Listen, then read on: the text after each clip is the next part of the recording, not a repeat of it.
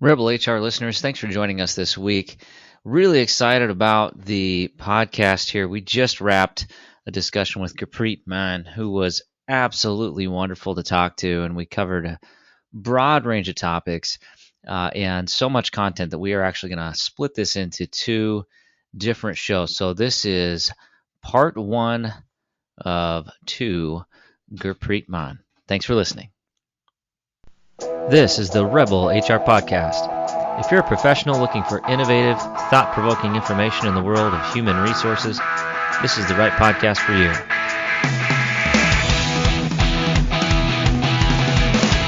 Rebel on, HR Rebels. All right, Rebel HR listeners, I am extremely excited to talk to our guest today, Gurpreet Mann. She is a HR superhero, a senior people and organizational design consultant helping executives and executive board members develop growth, build and expand people and process capabilities, create and drive a culture of continuous improvement. And she's just an all-around cool person. Welcome to the show. Oh, thank you. Whoa, what a nice intro. Thank you. Love having you here, and I'm super excited to get an opportunity to talk to you directly. Been following your posts on LinkedIn. Appreciate your authenticity and your approach to human resources. So you are the HR superhero. I want to start with the origin story. So what is your superhero origin story? My background's actually in IT management. So I have a degree in IT management. Plan B was HR. So I did HR elective courses in HR, which I end up getting an HR certificate with my degree. I don't know why I at a young age I was still thinking about Plan B, because last thing you want to do is graduate and then you can't find a job and then go back to school. I was like, I'm not doing that. I'm not a school person. So long story short, coming from an entrepreneur family, one of my uncles had a need. So I ended up going and working with him in California for 3-4 months in his restaurants. He owns 4, 5, 6 franchise. And I just really started liking working with people, and also the challenges in minimum wage employees, trying to motivate them to do their jobs and all that stuff, right? Like there's just a nice component elements and never a dull moment. And then when I came back to Canada, Toronto, 4 or 5 months later, I was like, I'm going into HR. It's me. It matches my personality really well. And bonus, I got an IT degree, right? So, hey, what a unique combination with the two, right? Like, and that's how I started my HR journey. I have to give full credit of that spark or being me comes back to one of the first bosses I had, who really let me be me. He was a great mentor, great boss.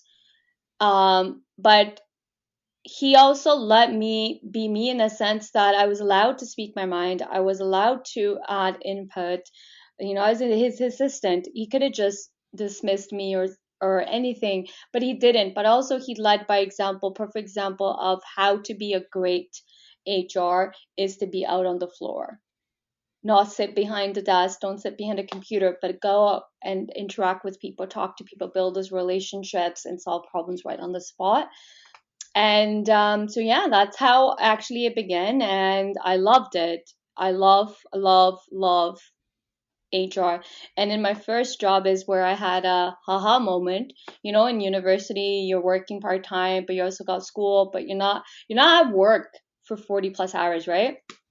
Right. So wake up call when I'm working in my first HR job was like, holy crap, I'm at work 40 plus hours.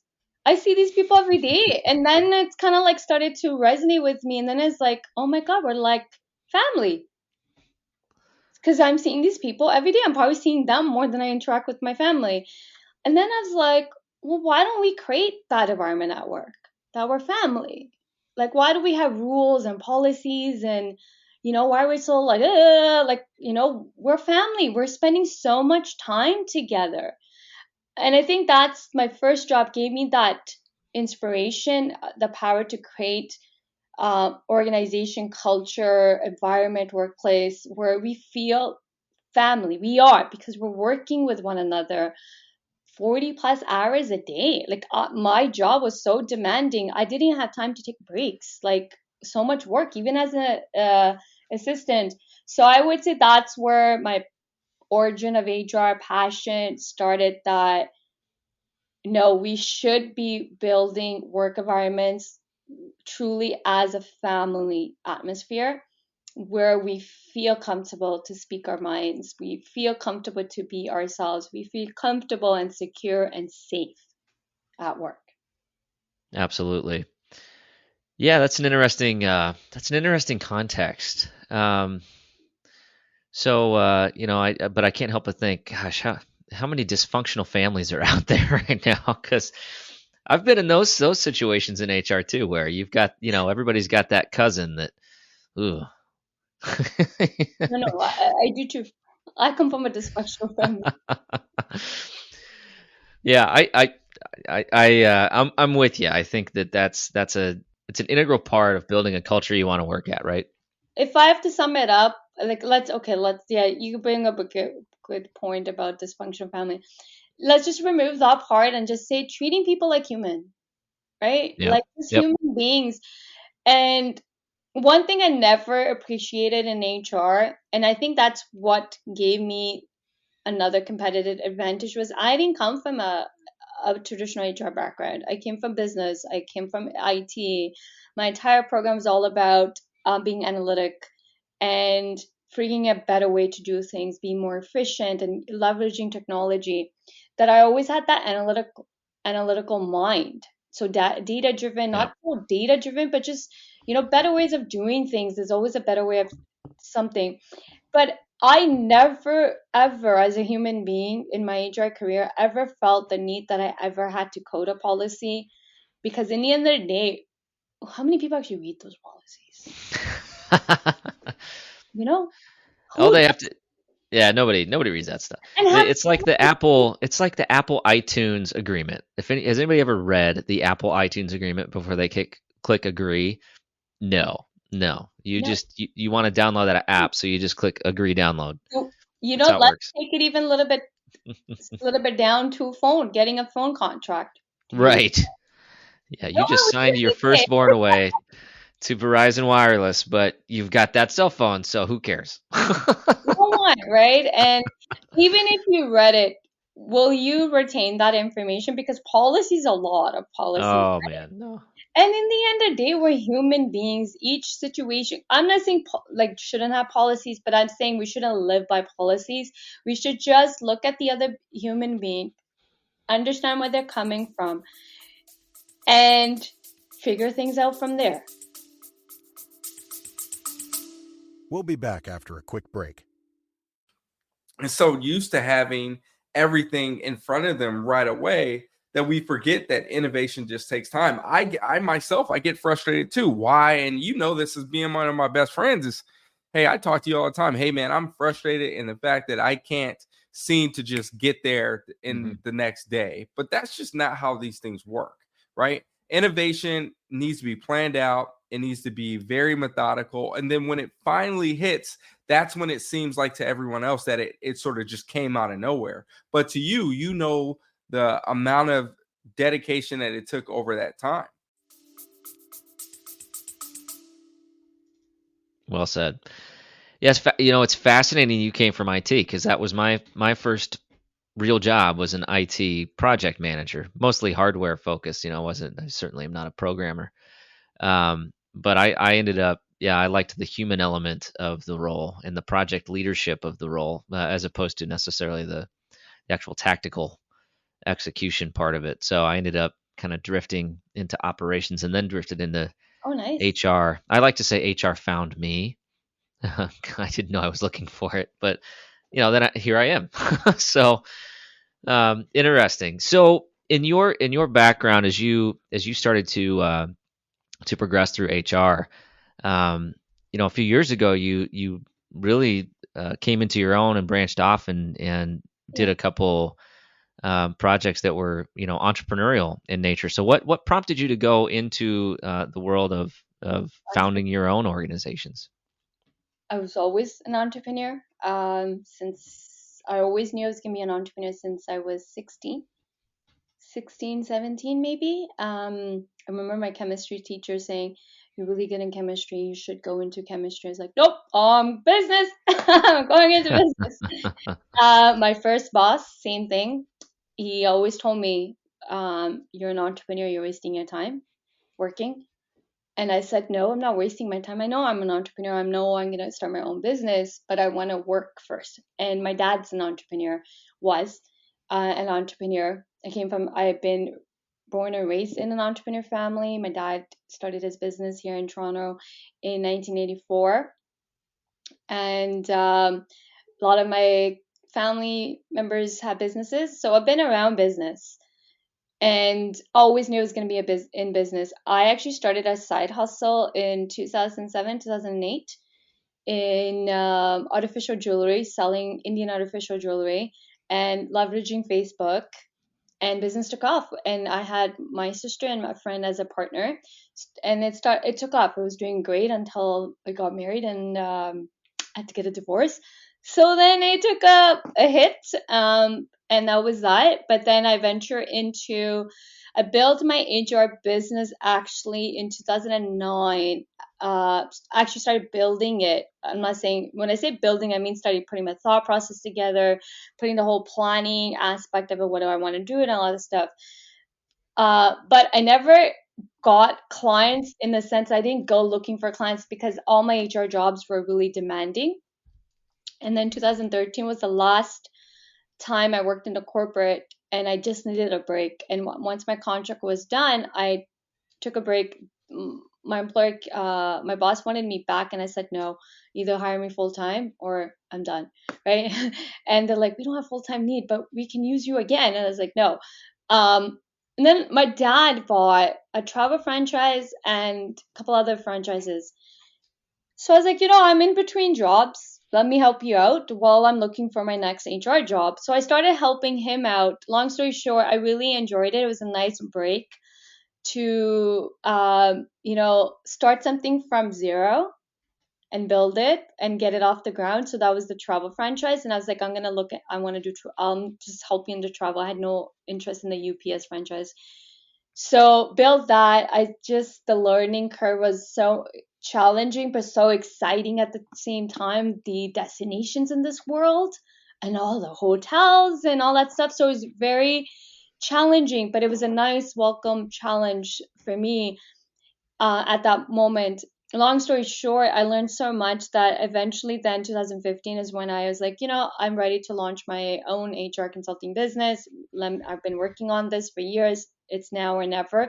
So 2013 is when I decided to go full-time in entrepreneur. And that's when I did get involved in multiple businesses, because my dad had multiple businesses. So I was involved with his businesses.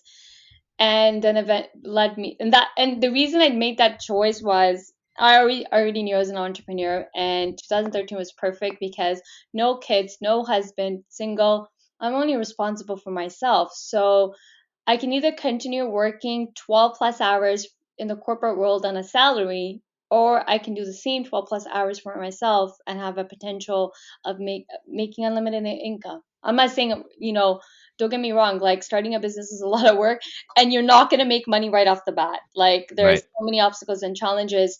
As long as you're a risk taker and willing to pursue your dream, because that was my dream since I was 16, eventually it will happen.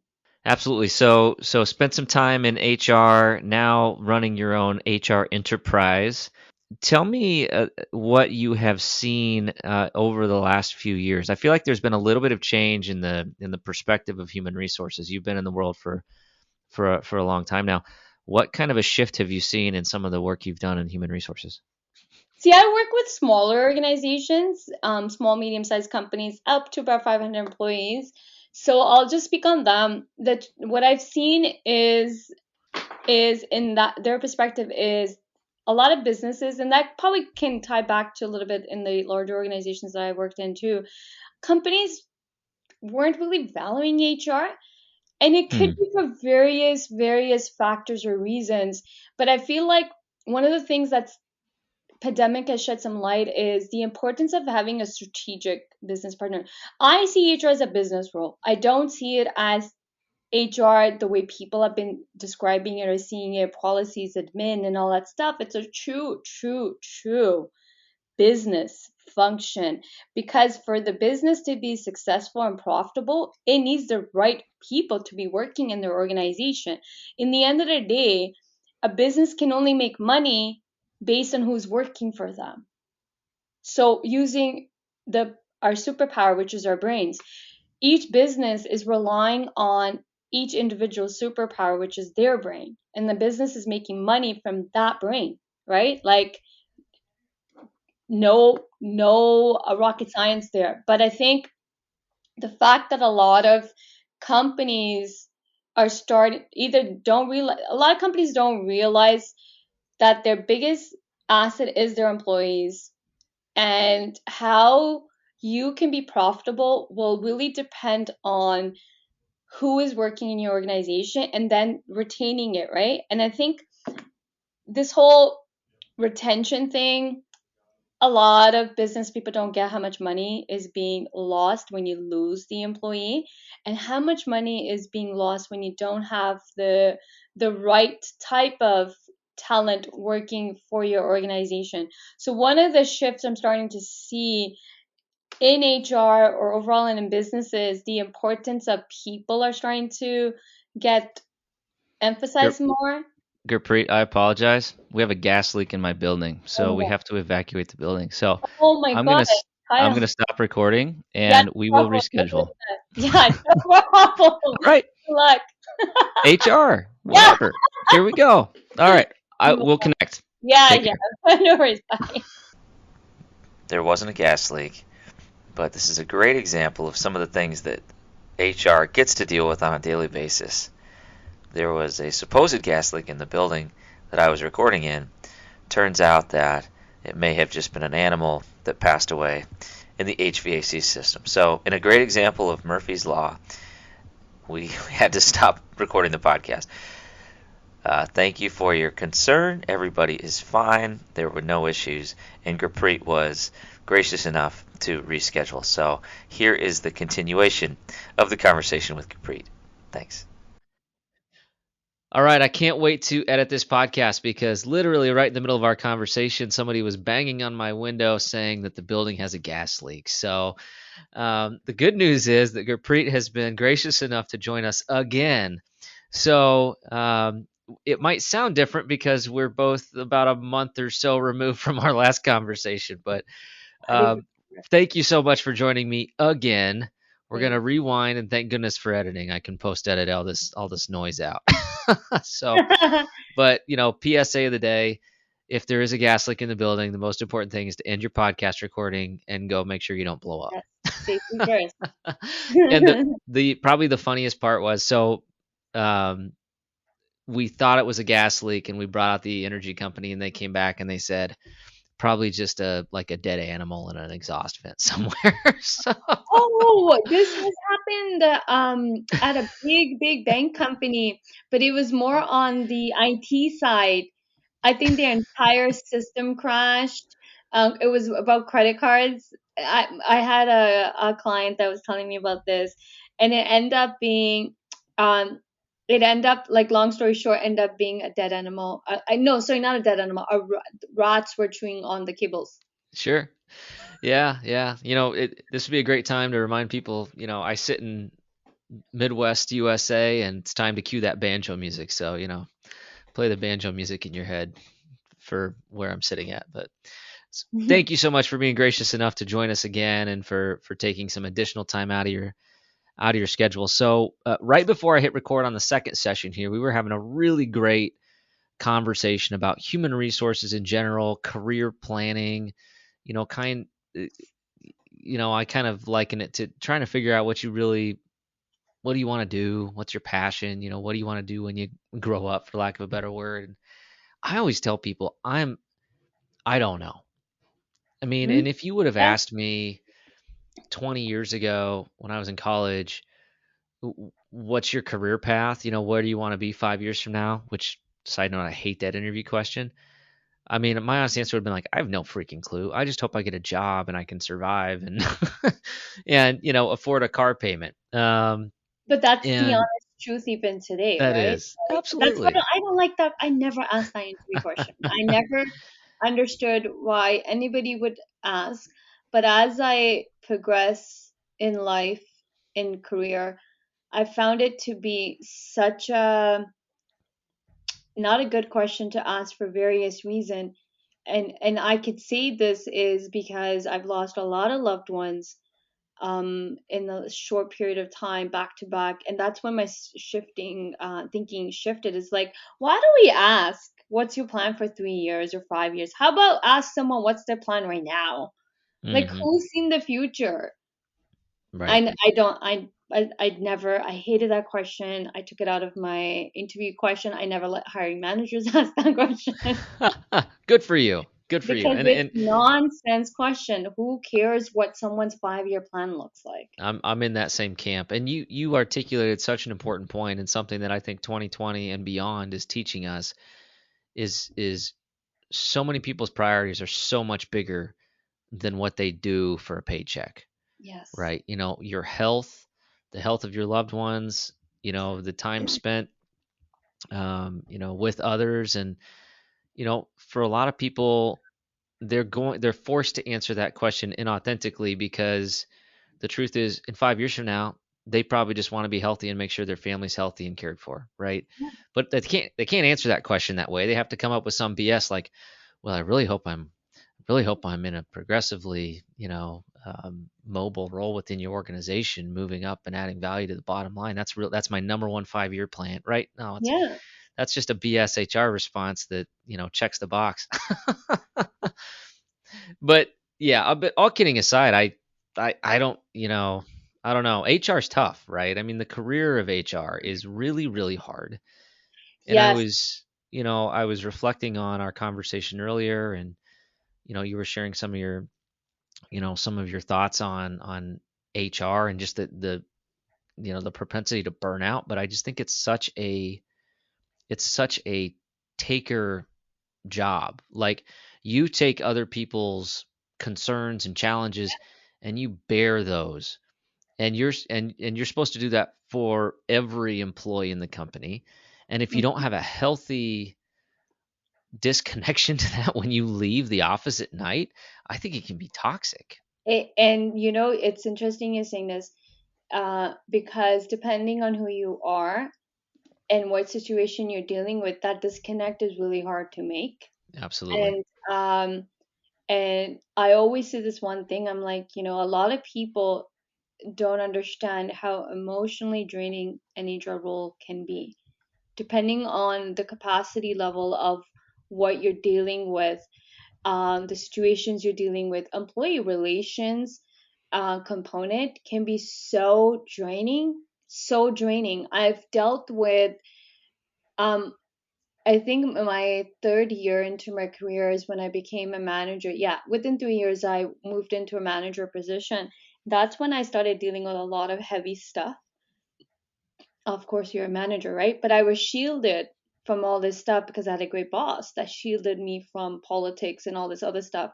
But when you're a manager now, you can't have that shield, and you have to deal with so much. I remember investigating this investigation on premises where an employee was being harassed by another employee, and this was in a small little town.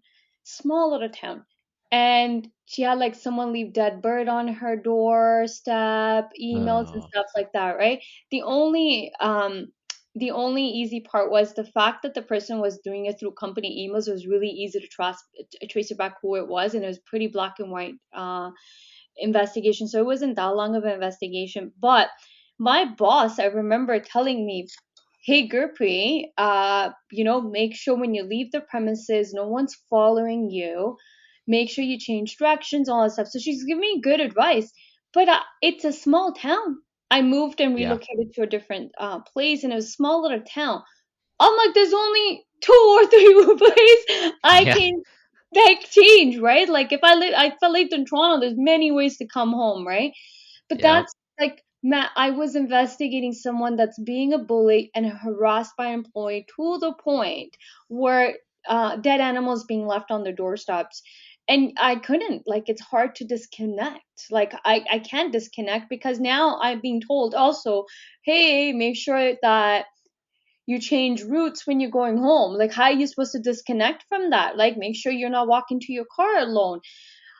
So yeah, that was the first time I had to deal with it. And it's like, oh my God, like emotionally, you're so drained out. I remember I've investigated sexual harassment cases. You know how, oh my God, that's like a whole nother level, how draining that entire process Mm-hmm. can be. And that's why I always say HR is one position and one profession, depending on what you deal with, where we don't get enough recognition for the amount of stuff that we have to deal with. And it can be so emotionally draining, depending on the type of employee relation Absolutely. issues you're dealing with as well. It's like I've gone through those emotions a lot, and it's Yeah. hard to Would you connect. consider yourself a Absolutely. Would you consider yourself an empathetic person or an Yes, empath? I was going to go to Yeah. that next. Recently, I discovered that I am an empathic person. I have this gift. Took me a long time to recognize, but I've been doing a lot of Reiki healing and all that stuff. So, empathetic, imp, empath people, it's a gift to have. You consume other people's energies. I can read, and you know what? I couldn't understand why I can pick up things before they happen, the energies and all that stuff. Then it started clicking just recently. I'm like, oh, this makes sense because I can read people's energies. You don't have to tell me anything. I can read and tell you, hey, this is now it doesn't happen all the time, but like you can pick up an energy. And if you are an empath person, it's really hard to disconnect that energy because you can't determine if it's your energy or someone else's energy. And that's where I think a lot of times I've struggled too. Like if you are at work, I'm a type of person, Kyle, like if you started crying right now, I would start crying. Mm-hmm. I was on live with one of my sales coaches in a group call. She started crying because of another person sharing something. I started crying. I didn't even know this person. I've been like that. So it's a little bit hard if you are that person, it's a little bit it's hard to disconnect. But it can also make 100%. you a great HR person. It Because it's Yeah, and I think that's such the struggle is most of us that end up in HR, even whether we plan to or not, we're there because we have some gift like that, right? We can interpret how others are feeling, or we can understand the ripple effect of this relationship and that relationship, and when they don't work, what that means. And a lot of times we're there to kind of be the conscience of some of the business leaders, and the voice of truth and the voice of the internal customer, so to speak. Um, but when you get into a situation that's extremely negative and you are an empathetic person, it's really, really hard to disconnect, and even harder when we may not be able to help the person like we want to because of the role we're in. We have to play the neutral party, and we have to toe the company line a lot of times. And while we may truly feel the pain or struggle or concern or frustration of an employee, we may not even be able to do anything about it because we couldn't validate that anything was actually happening through the investigation. Right. And yeah, I just think that's such a burden that I don't think people talk about it enough, and it's sensitive and hard. we don't. And that's probably one of the reasons I started vocally talking about all this stuff on and every matter on LinkedIn. We don't do enough talking about, hard situations. We try to fluff it out, and Yeah. it is hard. It's hard. And some of the things, talking about it or dealing with situations also make you realize if you are that sensitive, empathetic person, you will be a great HR. Why? You would be able to change some processes that are just ridiculous. For example, firing, firing. You're speaking my language. Yeah, like Yep. firing. Why do we have to? walk somebody out? Why do we have to stand there and tell them to pack their stuff out? It's the most embarrassing moment. And we stand there. I had one which was really bad. Like, I've been through it myself, and then I've had done it, and I was like, no, this is totally wrong. We truly need to change how we fire people. Why does it have to be this way? I had a bad experience. I had one myself, but I was the one being fired. And I was like, I never want to do this. I never want to, any bad situations I personally dealt with, I make sure that I never do it again. If I didn't like it happening to me, why would someone else like it? Terminating somebody, and then we stand there and we tell them to pack their stuff up, and we walk them out, and we have to stand there. I get it. I get the fact that, property and protection, all that stuff. But there's a way to terminate somebody respectfully without embarrassing them, and you can help them transition into another job somewhere else. The best way to do it is human. But Right. a lot of times companies forget that aspect. So because I've been through a few times, I've been on the end receiving part, and I've been on the side where I am delivering it. And I was like, this is the most ridiculous process that needs to change. We shouldn't be terminating people like this. We need to do better. And I did develop a process better. When a hiring manager comes to me and says, you want to terminate somebody, I go through this whole process. Why? Can we work this out? Can it be this? When it comes down to know this person, this is the best option, then it's like, okay, how can we do it in a way that, yes, it's going to be hard for the employee to be here that we're letting them go, but we should also look at a plan to set them up for success. They can get a better job or find a job that's best for them, and helping with those career transition services. There's a way to terminate somebody with dignity, I believe. 100%. Yeah, and I think it's I mean, you said it. It's about being a human and treating people that way. And I mean, I've been in those situations where there's been somebody who's been a truly toxic employee, and you're afraid that on the way out the door, they're going to take, retaliation towards Yeah. somebody. And I think, but those are definitely the exception and not the rule. I think for the most part, as long as somebody's been treated with respect through the course of their employment, they're they should also be treated with respect on the way out the door, and the likelihood of them doing something if they feel respected is extremely low. But it's, yeah, we always want to err on the side of, well, let's worst case scenario. But you know what, Kyle, when you're terminating a toxic employee, yes, you're going to take those measures, right? Because they're toxic, right? But when it's somebody who's not toxic, also, when you're deciding to terminate somebody, when you've never even had a discussion about their performance, that's where, like, Mm, I step in and say, no, you can't terminate this employee. You need to put in performance improvement plan, and so on, right? And like those, like, I've been in that situation where I was terminated within 6 months in my role. I already knew I was going to be terminated because the history of HR person in that facility was 6 months span, right? When I found that, I was like, yeah, I'm going in 6 months. there But might be something going on. yeah, right. Like, it's not like when you Hmm. get into the role, people talk, right?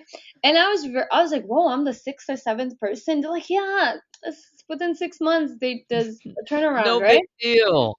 And I was like, oh, and this was my Great. first manager role. So I already kind of had a gut feeling that within 6 months I'm gone too. My boss changed. So that's the other, like, red flag for me, that, oh, I'm gonna, not like red flag, but I just had this gut feeling because she's the one who hired me knowing I don't have manager experience. That whole transition wasn't done properly for me. I never met my boss. She never barely talked to me, never set up any KPIs for me, nothing. And then I come back from vacation. I already knew when I was on vacation. I just had this gut feeling that when I get back, I'm going to be terminated. And exactly that's what it was. And I will never forget this moment. And that's why I never, ever do this for termination. First of all, I'm coming back from vacation and you're terminating me 9 a.m. in the morning. Ugh. Um, Welcome back. And yeah, you could have just told me before I went on vacation. Yeah. There's ways to communicate, right? Coming and my laptop's not, my computer wasn't working. I picked up the phone to call IT, and then I see my boss standing there 9 a.m. My office was right on the floor. Everyone saw it. 9 a.m. I'm being terminated. I didn't ask question. I'm like, great. I don't care, because I already knew, like, for various reasons. But that's when I realized, I'm like, okay, so I worked around the clock. Is a 24-hour facility. I worked around the clock. I delivered amazing results that no one's seen in that facility, because that was the feedback from other managers and stuff. I kept data. I did a lot of work in 6 months, and I was just gone like that. Like that, boom, gone. No explanation, no nothing. And that's when I realized, I'm like, how many times have people been terminated for no reason? And we just, like, a manager makes a decision and blindly lets them go. We play with people's emotions. I actually relocated Wow. from Toronto to another place. And within 6 months, gone, which is fine, because I actually wanted to move back to Toronto anyways. But till this day, I still remember the feelings, right? Yeah. We're human beings. We don't forget the emotions and feelings. So one of the areas that I feel a lot of companies lack, I wrote this post today about this too, and yesterday too, people over the years, HR process or HR function has been overly complicated when it's not. It's the word human resources. The first word is human. It's all about treating people like human beings. I think a lot of people just think that there's this magic solution to taking care of your employees and all that stuff, and it's like, no.